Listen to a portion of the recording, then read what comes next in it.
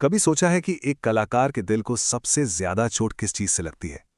आज हम फणीश्वरनाथ रेणु की एक बहुत ही कमाल की कहानी ठेस की दुनिया में उतरने वाले हैं। ये कहानी आप देखिए सिर्फ एक कारीगर की नहीं है, बल्कि एक कला, स्वाभिमान और उन जख्मों की कहानी है जो दिखते नहीं पर शब्दों से लगते हैं। तो चलिए इस कहानी की परतों को एक एक करके खोलते हैं। ये कहानी शुरू ही एक ऐसे सवाल से होती है जो हम सब कभी ना कभी सोचते जरूर हैं। किसी भी चीज की, खास तौर पर उस चीज की जो किसी के हुनर और दिल से बनी हो, उसकी असली कीमत क्या है? क्या कला को सिर्फ पैसों के तराजू में तौला जा सकता है?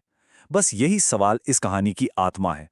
और ये हमें सोचने पर मजबूर करता है कि कला के मूल्य और उसकी लागत में कितना बड़ा फर्क होता है। तो अब मिलते हैं कहानी के मुख्य किरदार सिरचन से। सिरचन एक ऐसा कारीगर है जिसको उसके आसपास के लोग बिल्कुल अलग-अलग नजरों से देखते हैं, और यहीं से कहानी का पूरा ताना बाना बुना जाता है। और यहीं पर कहानी का सबसे दिलचस्प हिस्सा सामने आता है। गांव के ज्यादातर लोगों के लिए सिरचन कौन है? अरे एक कामचोर, मुफ्तखोर इंसान। लेकिन कथावाचक का जो परिवार है, उनकी नजर में वो एक कलाकार है, एक ऐसा माहिर कारीगर जिसकी बराबरी कोई कर ही नहीं सकता। सोचिए, एक ही इंसान लेकिन पहचान बिल्कुल अलग। उसकी ये जो बुरी वाली शोहरत थी ना, उसके बाद भी एक सच ये था कि जब भी किसी को सच में कोई हुनर वाला काम कराना होता था तो सबकी जुबान पर एक ही नाम आता था, सिरचन। क्योंकि सब दिल ही दिल में जानते थे कि उसकी कला उसकी पहचान से कहीं ज्यादा बड़ी और कीमती है।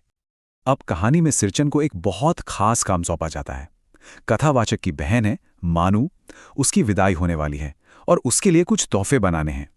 तो ये सिर्फ एक काम नहीं था, ये एक तरह का सम्मान था जो उसे दिया गया था। और देखिए, उसे बनाना क्या क्या था। 3 बेहद नाजुक और खूबसूरत चीजें, बांस की पतली पतली तीलियों से बनी रंगीन चिक, फिर कुश घास से बनी पवित्र आसनी, और 3 शीतल पाटी। शीतल पाटी मतलब वो मशहूर चटाइयां जिनकी बुनाई में हफ्ते लग जाते हैं। ये सिर्फ चीजें नहीं थीं, ये कलाकार के सब्र और हुनर का असली इम्तिहान थीं। जरा इस शीतल पाटी के बारे में सोचिए। ये सिर्फ एक चटाई नहीं है, ये एक कला है जो पीढ़ियों से चली आ रही है। इसकी रेशम जैसी जो चिकनी बुनावट है ना, वो सिरचन के हाथों के जादू और उसकी कला के लिए जो समर्पण था, उसका जीता जागता सबूत थी। और सिरचन ने काम शुरू कर दिया, और जब वो काम करता था तो बस वो दुनिया जहान सब भूल जाता था। कला ही उसकी पूजा थी और वो उसमें पूरी तरह से डूब जाता था।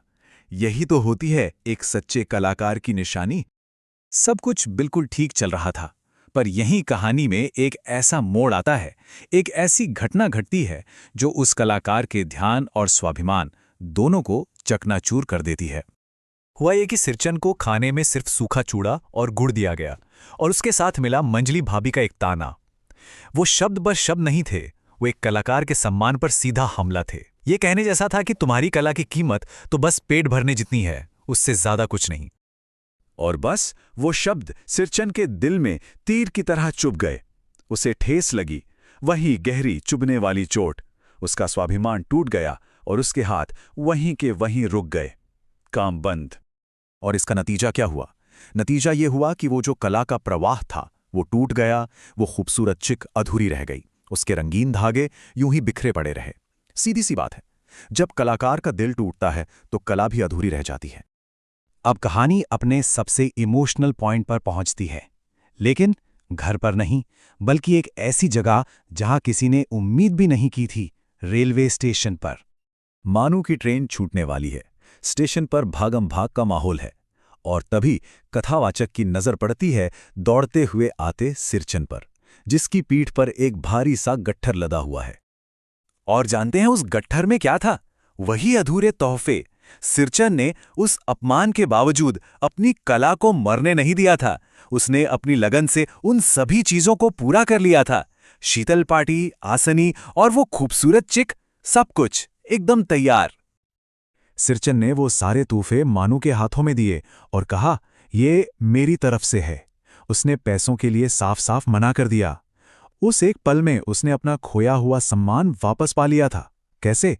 अपनी कला की कीमत खुद तय करके, किसी और की राय से नहीं। तो आखिर में इस कहानी का जो टाइटल है, ठेस, उसका असली मतलब क्या है? चलिए इसे समझते हैं, क्योंकि यही इस पूरी कहानी का निचोड़ है। देखिए, ठेस कोई शारीरिक चोट नहीं होती, ये दिल पर लगने वाला एक गहरा जख्म है जो किसी के आत्मसम्मान को तोड़कर रख देता है। सिरचन को यही ठेस लगी थी, उसकी कला की आत्मा पर एक घाव। तो सबसे जरूरी बात यह है कि सिरचन के काम को पैसों या खाने से तौला ही नहीं जा सकता था। उसकी कला उसकी पहचान का एक हिस्सा थी। स्टेशन पर उसका वो तोहफा देना यही साबित करता है कि उसकी कला कोई सौदा नहीं बल्कि उसके दिल का एक टुकड़ा है। ये कहानी दशकों पहले लिखी गई थी, लेकिन इसका सवाल आज भी उतना ही ताज़ा है। आज की इस मशीन वाली दुनिया में हम उस काम को कैसे महत्व देते हैं जो हाथों से और दिल से किया जाता है। अगली बार जब कोई हाथ से बनी चीज़ देखें तो शायद उसमें सिर्फ एक वस्तु नहीं बल्कि एक कलाकार के दिल का टुकड़ा भी नजर आएगा। Like, share, and subscribe now and learn smart.